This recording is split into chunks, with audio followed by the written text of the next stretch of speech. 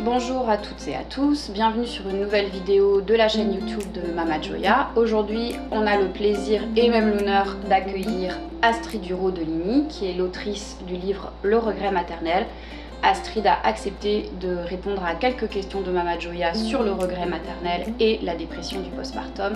Je vous laisse avec la suite. Bonjour Astrid. Salut Pierre. Merci d'avoir accepté notre invitation pour l'entrevue aujourd'hui. Ça fait plaisir. On a voulu te rencontrer pour pouvoir parler de ton vécu sur le regret maternel, pour que les mamans qui nous écoutent puissent se reconnaître peut-être dans ton expérience.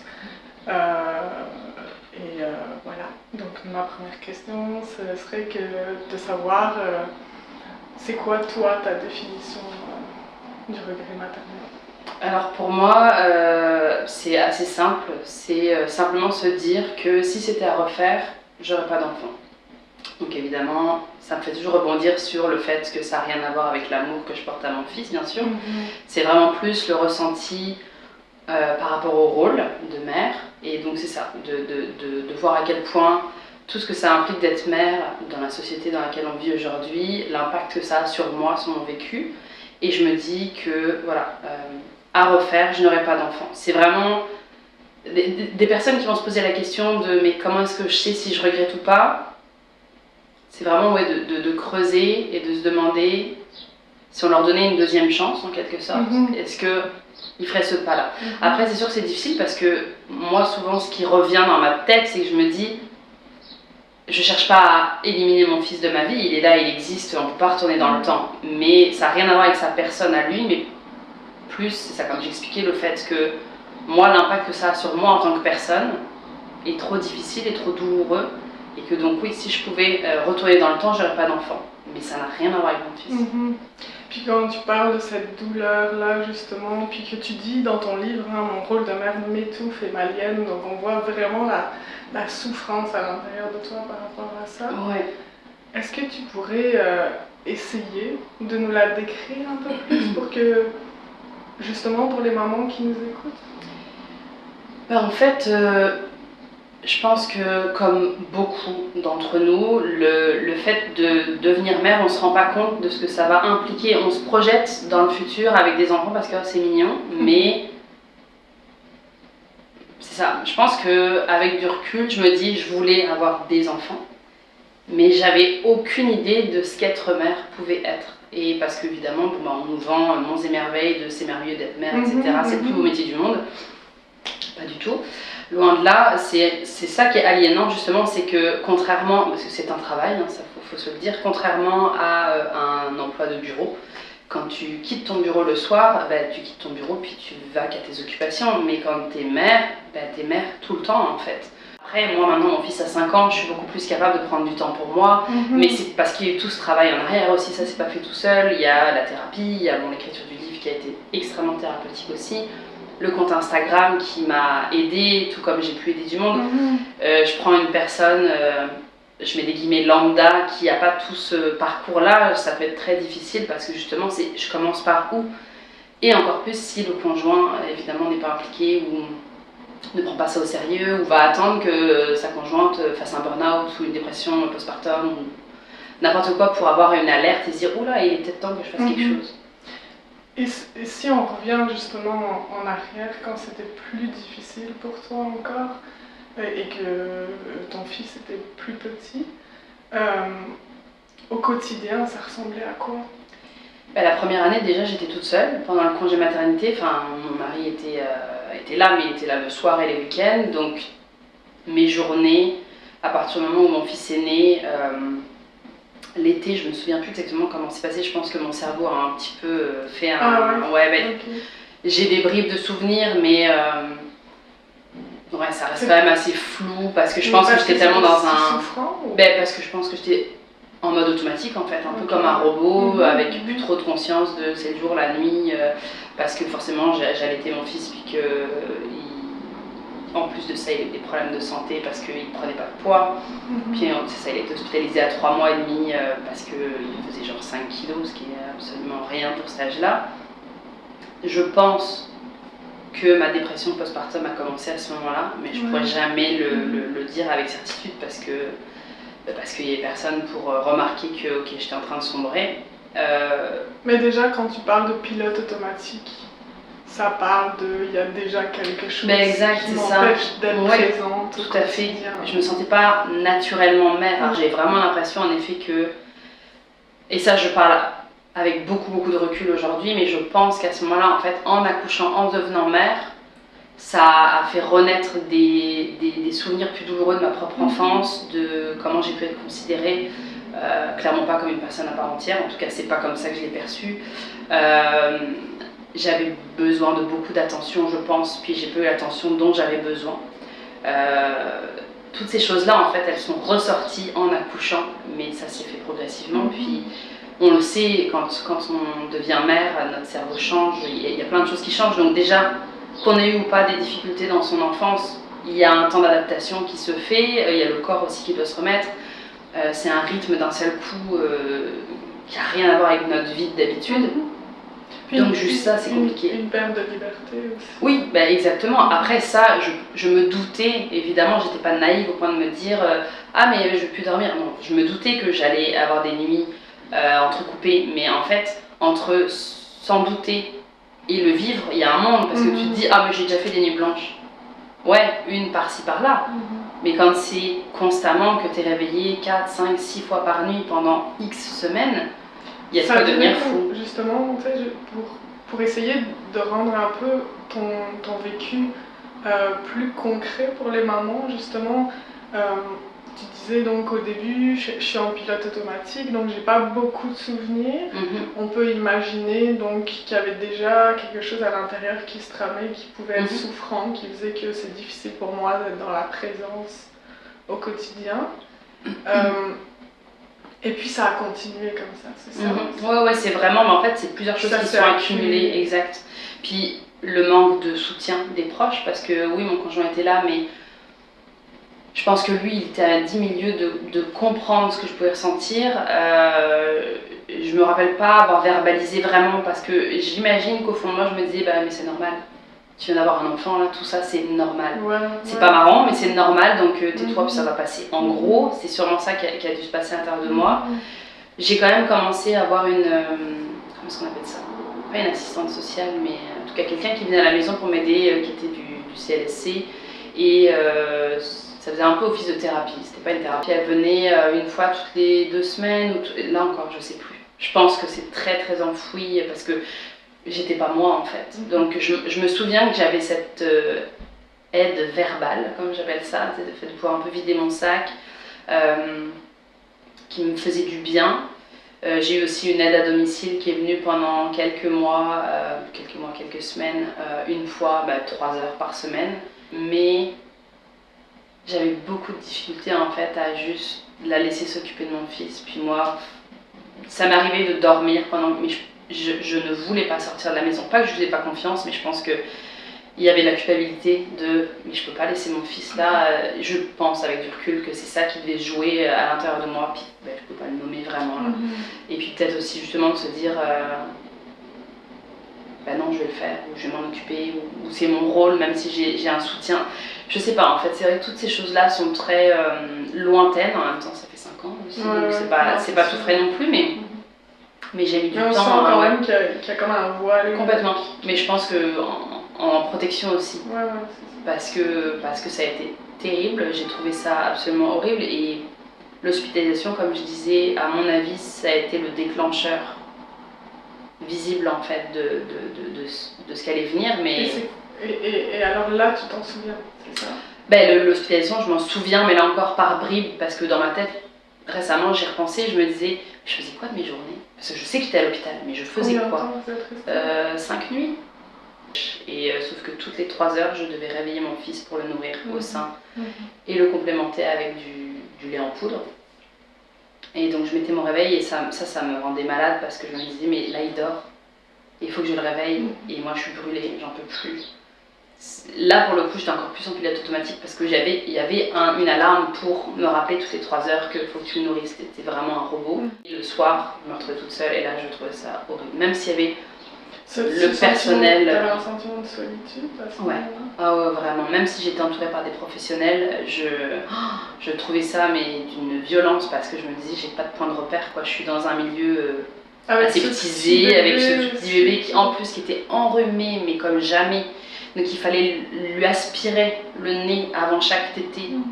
Et je le voyais qui hurlait en fait. Parce que c'était horrible. Moi j'avais l'impression j'avais envie presque de le prendre puis de partir avec lui puis de dire on laisse tout tomber là, on s'en va. Mais évidemment tu te dis t'es là pour trouver qu'est-ce qui va pas. Mais ouais, de le voir comme ça, tu te sens impuissante et tu sais que c'est pour son bien, mais en même temps tu te dis mais pauvre chaton il comprend rien, il peut pas parler, donc tu sais pas qu'est-ce qu'il ressent. Enfin, c'était beaucoup de choses vraiment. Tu prends à sa place. Exact, c'est ça. Et tu voudrais prendre toutes ces horreurs-là, j'appelle ça comme ça, pour pas qu'ils les vivent, mais évidemment tu peux pas. Finalement, on se rend compte qu'il fait simplement, je dis simplement parce que moi ça m'a rassurée, une intolérance à la protéine de lait de vache. Donc là, moi je me dis, j'ai la tête dure. J'arrive enfin à allaiter comme il faut parce qu'il faut savoir que j'avais beaucoup de difficultés à allaiter. Okay. J'allaitais que allongée, donc très handicapant. Déjà que je voyais pas beaucoup de monde, c'est en plus de ça, je ne sortais pas parce que je me disais, je vais pas m'allonger en plein milieu, voilà, c'est ça. Donc c'était très compliqué et à l'hôpital, les infirmières étaient très douces, très gentilles et essayaient de me donner confiance en moi pour allaiter assise. Et là, j'avais beaucoup plus de capacité à le faire et je me suis dit c'est pas maintenant en fait. Exact, je vais pas arrêter maintenant d'allaiter alors que j'arrive enfin à le faire de façon rassurée en fait. Et c'était quoi tes pensées à ce moment-là? Est-ce que tu t'en souviens? Moi j'avais envie de partir. J'avais juste envie, il y a des moments je me dis mais qu'est-ce que je fous là en fait. Évidemment c'était tu sais, souvent on parle de phobie d'impulsion, je pense que ça m'est arrivé avec mon fils de vouloir le jeter par la fenêtre, ou en tout cas de m'imaginer comme ok ce sera fini, mais je me suis moi aussi imaginé sauter par la fenêtre. Ouais, c'est ça. Mais là je pense que c'était plus réel qu'une juste une phobie d'impulsion, c'est que je me disais en fait il faut que ça s'arrête, j'ai besoin de dormir, j'ai besoin de plus penser à rien, de mettre mon cerveau en off. Et comment arrêter ça? Ouais, mais c'était très succinct. Ça c'est ce sentiment-là, il est réapparu j'essaie de me souvenir quand, décembre 2021. Avec tout le problème de garderie, il avait 3 ans et demi. Quand il y avait la pandémie encore fulgurante, puis les garderies qui recommençaient à fermer, les grèves de garderie, on s'en souvient, tout ça, enfin bref, c'était... Là je me disais non, là c'est un cercle vicieux, je vais jamais m'en sortir. Puis là vraiment j'avais des pensées suicidaires à ce moment-là. Mais j'avais ma thérapeute, puis je lui en parlais, j'avais pas de honte à lui dire. En fait, je sais pas si on peut vraiment dire que c'est des pensées suicidaires à ce point, mais c'est que en gros j'expliquais, je disais c'est pas que j'ai envie de mourir, c'est juste que j'ai envie de plus rien penser en fait. Que ça s'arrête, que ça s'arrête, exactement. Donc en gros, il faudrait que je dorme tout le temps. Donc tu sais, c'est pas que je veux mourir puis que je vais essayer de me suicider, là, pas du tout, c'était vraiment je veux plus rien penser, je ne veux plus rien sentir, il faut que je dorme, c'est le seul moment où mon cerveau s'arrête plus ou moins. Et là, je suis plus avec toute la charge mentale, tout ça là qui revient sans cesse. Puis justement, à propos de ça, tu dis justement dans ton livre que, je vais te citer, si ma psy n'avait pas été là, je ne serais plus là, elle m'a sauvé la vie. Qu'est-ce que ça t'a apporté la psychothérapie justement? Le fait de pouvoir parler, d'être entendu et pas jugé. C'est sûr que ma psychothérapeute ne me donne pas de conseils, elle est totalement neutre, mais elle rebondit parfois sur ce que je vais dire en disant ok là quand vous dites ça, moi voilà ce que j'entends, etc. Et je pense que c'est de ça dont j'ai besoin en fait, j'ai besoin de pouvoir parler à quelqu'un qui va creuser parfois pour essayer de comprendre ok telle situation vient d'où, mais parfois ça peut prendre énormément de temps et c'est vrai qu'il y a eu des moments où j'avais envie de baisser les bras en disant en fait ça ne sert à rien parce que je ne vois pas d'évolution. Mais là aujourd'hui si je regarde en arrière, les 4 dernières années, oui, c'est sûr que si je n'avais pas consulté, j'ai aucune idée d'où je serais aujourd'hui. Je sais pas si j'aurais attenté à ma vie, je sais pas si je serais internée, mais c'est sûr que ça n'aurait pas été en allant mieux, ça c'est certain, ça n'aurait pas été possible. Et donc d'avoir ce safe space chaque semaine où tu peux aller parler, mettre des mots sur ton vécu avec une personne avec qui tu te sentais en sécurité oui. et en confiance. Tu sentais que ça oui. C'était mon fil rouge en fait. C'était vraiment mon point d'ancrage dans ce brouillard, même pas un brouillard en fait, dans cette tempête là, clairement. Donc il y a eu des moments où elle me disait mais pourquoi est-ce qu'on se verrait pas plus qu'une fois par semaine? Puis moi dans la tête je me disais mais c'est épuisant en fait. Une fois par semaine déjà c'est beaucoup.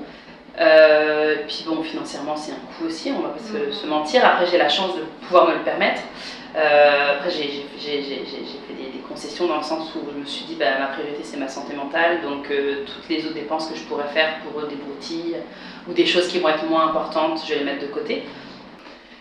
Et juste pour revenir un peu en arrière, quand tu étais dans cet état de peut-être un peu de déconnexion, puisque tu t'en souviens pas forcément, mais est-ce que tu disais mes pensées, j'avais peut-être des phobies d'impulsion, je pouvais penser à mettre mon fils en danger, à me mettre en danger, ce qui sont des pensées normales d'ailleurs dans la maternité, faut bien le savoir, ces pensées dites négatives par rapport à l'enfant ou par rapport à soi-même, on en a tous.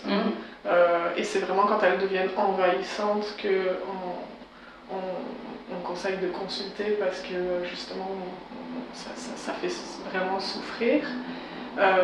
Mais est-ce qu'il y avait des pensées, est-ce que tu avais des pensées sur qui t'étais comme maman, alors là, du jugement sur toi-même? Il y avait je pense beaucoup de culpabilité d'être comme j'étais, beaucoup d'anxiété aussi.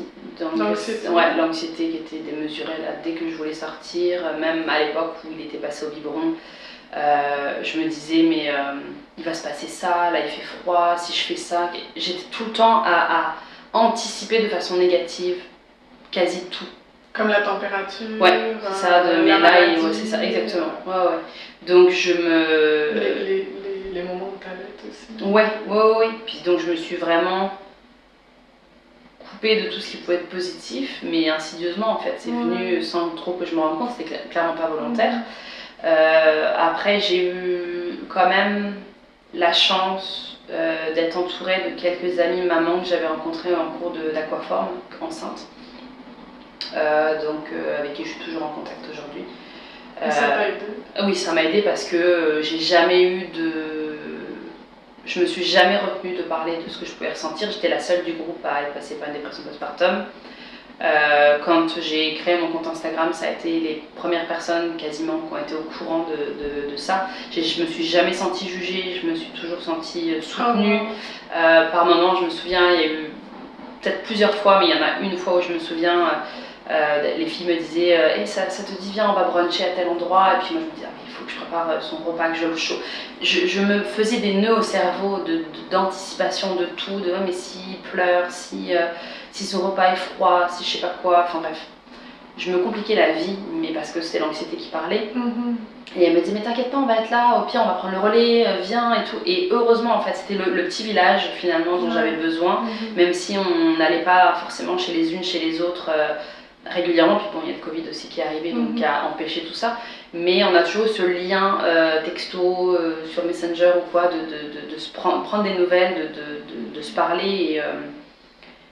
Et c'est pas toujours facile de s'entourer de mamans avec qui on se sent pas jugé. Exact, parce que souvent c'est ça qui peut se passer. Malheureusement, entre mères, on peut être terrible. Et je le vois sur les réseaux sociaux. Généralement, les personnes qui vont le plus critiquer sont des femmes et très souvent des mères. Et justement, est-ce que ça t'aurait aidé de participer à un groupe de soutien en sachant que des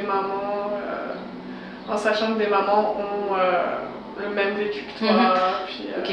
Oui, je pense que ça m'aurait fait du bien en effet d'être entourée de personnes qui vivent les mêmes difficultés, parce que j'avais été aussi, je m'étais inscrite, j'y repense là, je sais même plus si j'en parle dans le livre. Je m'étais inscrite, je sais plus comment ça s'appelait, des rencontres maman-bébé 0-6 mois. Tu dis que ça te faisait du bien de savoir que chaque semaine t'allais dans ce groupe-là? Ouais, mais j'avais beaucoup de stress parce que là encore j'allaitais toujours, puis j'étais pas à l'aise, j'étais pas confortable. Bon, il y avait que des chaises à bascule, j'essayais tant bien que mal, mais je me sentais pas jugée, je me sentais soutenue, mais j'avais l'air d'être, en fait j'étais la seule à mes yeux, sur les 14 mères, j'étais la seule qui galérait autant en fait. Ok, donc c'était un groupe de soutien, mais il n'y avait pas C'était forcément plus la de mise en rencontres, mots non, voilà, des c'est ça. difficultés de chacun. Non, c'est ça, mais je me Donc toi, souviens. tu étais là avec tes difficultés dans ta tête, mais tu J'en parlais voyais un petit pas peu. que les autres Oui, c'est ça. vivaient des difficultés. Exact. C'était pas tant, c'est ça. C'était pas tant un groupe de soutien, c'était plus un groupe de rencontres pour justement pouvoir, exactement, pour pas se retrouver seul chez soi à vivre sa maternité toute seule. Ça t'aurait fait quoi justement d'aller dans un groupe où il y a une intervenante, une thérapeute qui serait présente pour justement aller venir aider chacun à exprimer ce qui est difficile. Ça m'a fait du bien, c'est sûr. C'est sûr, ça m'a fait du bien, ça m'a redonné confiance en moi aussi. Ouais, et puis ouais, parce que là, je me doutais que j'étais pas la seule à vivre ça, mais dans mon entourage, j'étais la seule à vivre ça. Et je vais rebondir justement sur ce que tu dis, parce que bon, tu l'as mentionné plusieurs fois, tu as fait une dépression postpartum. Et tu dis, je pense qu'elle s'est déclenchée, ou en tout cas que j'ai vraiment réalisé ma souffrance à l'hôpital. Je sais pas si je l'ai réalisé, mais je pense que c'est là qu'elle a comme émergé réellement. En fait. Je m'en suis pas rendu compte, j'ai juste. Ça allait pas, mais jamais je me suis dit, c'est la dépression. Non, je me disais juste, et t'enchaînes les difficultés, l'allaitement compliqué, ton enfant qui est à l'hôpital, c'est beaucoup de choses difficiles, mais là je verbalise, c'est même pas comme ça que je me le disais dans ma tête, c'est juste avec du recul. Quand je regarde la frise du temps, je me dis, à mon avis, la dépression, elle a vraiment comme émergé à ce moment-là, ça veut pas dire que... Dans ce sentiment d'impuissance face à mon bébé qui est en train de souffrir. Exactement, puis après ça, évidemment, le temps qu'elle soit diagnostiquée, c'est justement cette fameuse assistante sociale, je sais plus si c'est le terme exactement, qui était venue à la maison, qui elle-même m'a dit, mais je pense que tu as une dépression postpartum, mais je suis pas certaine, ce serait bien que tu ailles voir ton médecin, etc. Mais je comprends pas pourquoi elle l'a pas perçu avant, en fait, parce qu'elle me voyait quand même régulièrement. Ouais, et d'ailleurs, c'est quand même à 8 mois, si je me trompe pas, que tu as eu ce diagnostic-là. Ça me paraît tard. Ouais, oui, c'est sûr qu'il y a des moments où c'est encore plus tard, là, mais ça me paraît tard. Est-ce que tu comprends pourquoi ça a duré si longtemps? Non, c'est ça justement que je comprends pas, parce que je me dis que... Est-ce que peut-être qu'avant il y avait une sorte de mécanisme de défense qui faisait que je ne le montrais pas quand je parlais à cette assistante sociale-là? Je sais pas, ça se peut. Peut-être qu'à un moment donné, j'étais juste plus capable de tenir et qu'elle a vu que j'étais vraiment en détresse profonde. Il a fallu que tu te rendes loin, peut-être, pour que ça soit visible. Parce qu'on appelle ça justement souvent la dépression postpartum, la dépression souriante, parce que les mamans, elles je pense que je souriais pas. Non, non, je pense vraiment que j'étais dans le dur. En tout cas, après, peut-être qu'il y a des moments où je souriais, mais je m'en souviens pas, en fait. Là aussi, je me rappelle quand elle était là. Quand elle était là, j'étais normale en fait. Je pense que j'ai toujours été une personne quand même assez transparente, mais peut-être qu'inconsciemment, je voulais pas déranger, je voulais pas, je voulais pas prendre trop de place. Puis limite, je me sentais encore une fois coupable de peut-être prendre la place de quelqu'un d'autre pour avoir ce soutien-là. Enfin, toutes ces choses-là, j'imagine. Et que je retrouve souvent dans ma clinique, la peur de déranger, de prendre la place de quelqu'un d'autre. Non, ma souffrance n'est pas suffisamment grande, elle n'est pas si importante, surtout quand c'est de l'anxiété en plus, parce qu'on ne se rend pas compte que c'est de la souffrance psychologique. Et donc souvent, non, c'est pas si important. Puis on a honte aussi beaucoup de ce qu'on ressent, alors on perçoit que toutes les mamans autour sont heureuses. C'est juste une perception, c'est ça malheureusement. Effectivement. On encaisse, puis à un moment donné, c'est quand c'est vraiment la grande détresse que c'est là que ça devient visible peut-être pour les professionnels. Puis, j'entends que tu étais sur les réseaux sociaux quand même. Est-ce que tu l'étais déjà à ce moment-là? Parce que est-ce que tu aurais pu voir ou entendre parler de la détresse maternelle ou de la dépression postpartum et te reconnaître? J'en avais déjà entendu parler, j'avais fait des cours de yoga prénataux, puis la prof de yoga était anciennement doula, accompagnante à la naissance, donc elle nous avait parlé de ça, donc je savais que ça existait, c'était clairement pas quelque chose qui m'est tombé du ciel comme ça, que j'ai pas compris sur le moment, mais c'est vrai que quand j'y repense, je me dis pourquoi est-ce que ça j'ai pas tilté avant, parce que je pense que quand on est dedans, en fait, peut-être que je me disais, non, c'est pas suffisamment important pour que ce soit grave ou On minimise, nécessairement. t'as banalisé, Exactement. minimiser ton vécu. C'est fort toi. possible que ce soit arrivé, mais après, j'étais pas vraiment sur. J'avais un compte Instagram perso où je postais des photos, mais je suivais pas spécialement des comptes sur la parentalité. Je pense que j'ai vraiment commencé à suivre des comptes comme la matrescence. Quand j'ai découvert une vidéo passée sur Facebook de Clémentine Sarlat, donc la créatrice du podcast, qui parlait de ce que c'est que la matrescence.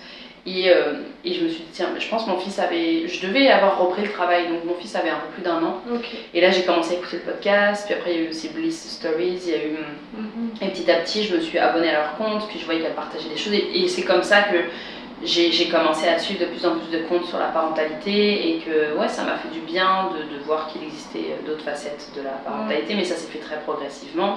J'avais déjà commencé ma thérapie à ce moment-là, donc ça a été un peu l'élément déclencheur. Mais on voit quand même l'importance de briser les tabous autour de cette souffrance-là que les mamans peuvent vivre, que ce soit dans la dépression postpartum, que ce soit dans la détresse maternelle, ou dans l'anxiété postpartum. Oh, et puis j'ai envie de dire, il était temps. Aussi. Il était temps en fait d'en parler c'est pas d'arrêter d'édulcorer la maternité, parce que je peux bien croire qu'il y a des mères qui le vivent très bien, et en fait je souhaiterais que toutes les mères le vivent très bien. C'est ça, exactement. Parce que là aujourd'hui j'entends tellement de. J'entends des mères dire ah mais on voit que le négatif, ça donne pas envie d'avoir des enfants. Je dis c'est gentil, on voit que le négatif, je veux dire ça fait des années et des années et des millénaires limite qu'on prône la maternité comme l'événement d'une vie. Maintenant on est enfin en train de parler des désagréments, on va dire, qui peuvent survenir, qui sont pas obligatoires dans un parcours de maternité, de parentalité. Mais voilà, si ça vous dérange, vous vous abonnez pas, en fait, vous passez votre chemin. Mais c'est important pour justement des parents comme moi au début qui vraiment se sentaient très seuls, de se dire ah mais en fait ce que tu vis ça peut être normal en fait, ne te sens pas. Plus de 25%. C'est ça en plus, c'est quand même dingue de voir ces chiffres si récemment sortis Enfin, je veux dire, c'est. En fait, ils sont là depuis longtemps, ces chiffres-là, mais on en parle seulement maintenant. Et c'est ça qui est quand même dramatique, je trouve, c'est qu'il n'y avait pas assez de choses. Je ne sais même pas encore si aujourd'hui il y a plus de prévention dans les maternités quand les mères accouchent, de suivi un peu plus loin, de se dire ok, on remplit un formulaire aujourd'hui de comment tu te sens, puis dans 1 mois, puis dans 2 mois, puis au bout de 3 mois, on voit. Alors Astrid, donc on était en train de parler de ton parcours, de ton vécu qui est pas des plus simples, qui a été difficile pour toi, qui a été souffrant au point de quelquefois peut-être te déconnecter de ta réalité pour survivre. C'était un moyen de protection.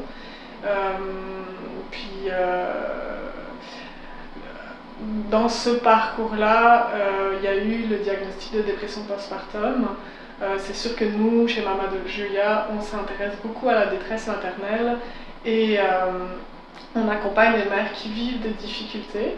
Et le point commun qu'on peut voir, c'est que dans cette difficulté maternelle, on peut regretter d'être maman dans ces moments-là.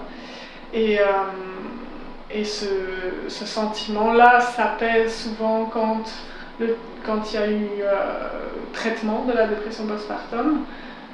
Ce qu'on observe dans ton vécu à toi, c'est que ça reste, le regret, et c'est pas un sentiment passager, tu le ressens encore aujourd'hui. On se questionnait justement, est-ce que tu penses que si justement tu avais eu des conditions plus normales, entre guillemets, en tout cas tu aurais eu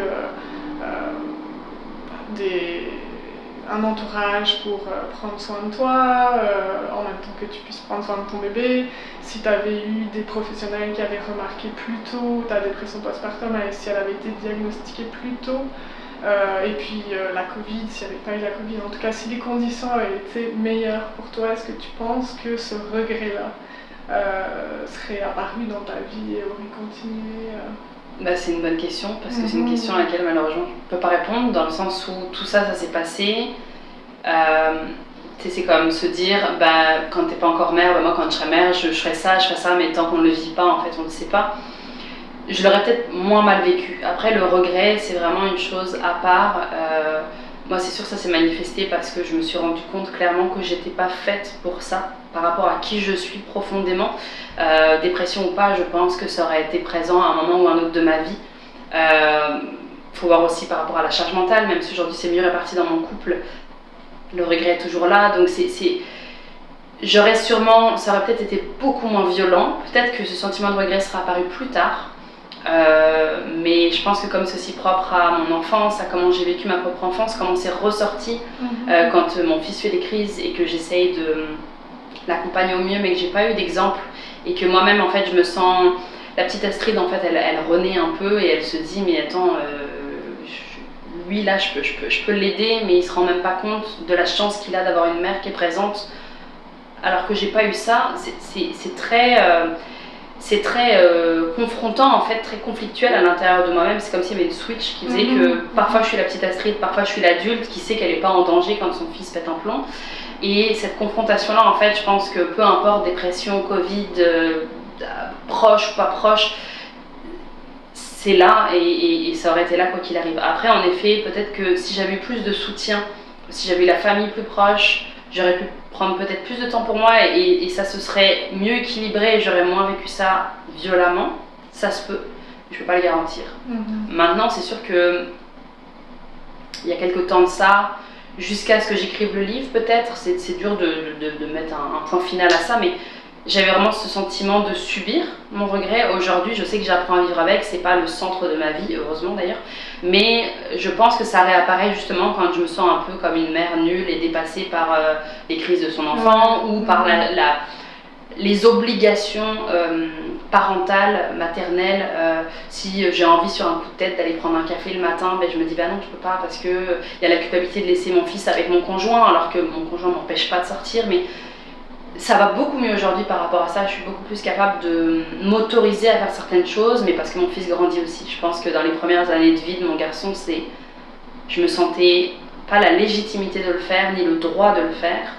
Mais ça, je pense que c'est un tout en fait qui a causé ça, et aussi parce que mon conjoint se rendait pas compte de la difficulté que j'étais en train de traverser, parce que la communication n'était pas facile entre nous. La thérapie de couple a énormément aidé en fait à stabiliser tout ça. Là par exemple je suis avec toi, je prends du temps dans ma matinée, mais je sais que je vais pas avoir de difficulté cet après-midi à aller m'occuper de mon garçon et que lui fasse ce qu'il a envie de faire, parce que je vais moins sentir ça comme un poids de devoir m'occuper de mon enfant, parce qu'on peut faire plus de choses ensemble, on peut aller se promener, on peut lire des livres, faire des constructions, peu importe en fait, on peut faire plein de choses que j'aurais pas pu faire avant parce que plus petit ou parce que vraiment pas envie de le faire. Et ce qui m'amène justement à la dernière question, mais tu y as répondu un peu, hein, c'est justement quelle place il occupe ton regret maintenant que ton fils a 5 ans. Et puis tu dis j'ai appris à vivre avec, comment tu fais pour vivre avec? C'est tout ce que j'ai un peu expliqué au long de l'entrevue, c'est la thérapie déjà qui a beaucoup aidé à moins me sentir coupable, à accepter. Bon, la création du compte Instagram qui a été extrêmement thérapeutique, une grande bouffée d'air frais de voir que j'étais pas seule, même si je le savais déjà avec d'autres lectures, ou notamment le livre d'Orna Donat, Le regret d'être mère, mais la thérapie de couple, la création du compte, l'écriture du livre, tout ce processus-là m'a redonné confiance en moi en me disant je sais que je m'aide moi, mais j'aide aussi d'autres personnes, et ça fait énormément de bien de voir que ma parole peut aider et libérer la parole justement. J'aurais jamais pensé, moi je me suis toujours vue comme juste Astrid et je me vois toujours juste comme Astrid évidemment, mais j'aurais jamais pensé que j'allais pouvoir autant aider de personnes et autant... Le nombre de jeunes femmes qui m'écrivent en me disant je fais un mémoire sur ce sujet, puis est-ce que tu peux partager sur ton compte, je recherche des discussions, etc. avec des mères qui vivent le regret. Je me dis mais il y a 2 ans de ça, on n'aurait jamais vu ça en fait. Donc, je sais pas jusqu'où ça va aller, mais j'ai espoir en fait que ça puisse aider. Et oui, si je vis mieux aujourd'hui avec le regret, c'est parce que il y a plein de choses à prendre en considération. La charge mentale, c'est mieux réparti, mon fils grandit, ma thérapie avance. Le Covid aussi, bon, même si c'est toujours là, on est beaucoup plus capable de faire des sorties, d'aller au cinéma, en tout cas de vivre. On est moins enfermé. Moi, c'était cet enfermement aussi qui me bouffait vraiment à l'intérieur. Puis tu parlais justement de cette anxiété de sortir. Tu te sens moins anxieuse de sortir avec ton fils maintenant qu'il a 5 ans. Parce que il n'y a plus de biberon, il n'y a plus de couche, il n'y a plus de... C'est complètement différent. Ça ne veut pas dire qu'il y a des moments où je vais sortir et... Est-ce que tu anticipes les crises par exemple? Non, je me dis ça arrive, on rentrera à la maison puis c'est tout. En fait, j'arrive à me détacher plus de ça et d'être plus le parent et plus la petite Astrid qui panique et qu'est-ce qui se passe. Donc ça c'est tant mieux. Donc ça, Astrid, c'est vraiment ce que t'a amené la thérapie de je pense, venir oui, comme clairement. mettre le passé un peu plus dans le passé, puis vivre un peu plus au présent. Guérir des choses, tout n'est pas encore guéri, c'est sûr, je pense qu'il y a encore beaucoup de travail, mais de voir à quel point tout ça a beaucoup aidé et a permis en fait de voir que je peux me faire confiance, et de voir aussi que mon conjoint me fait confiance et m'encourage, rien qu'avec l'écriture du livre, il m'a encouragée, de voir qu'on est à nouveau une équipe, alors qu'à un moment donné c'était plus on est chacun à élever notre enfant, voilà, c'est ça. C'est vraiment plein de choses à imbriquer les unes dans les autres qui font que c'est moins difficile. C'est toujours présent, je continue de penser que si c'était à refaire j'aurais pas d'enfant, ça c'est indéniable, mais je vis mieux avec ce sentiment-là en fait.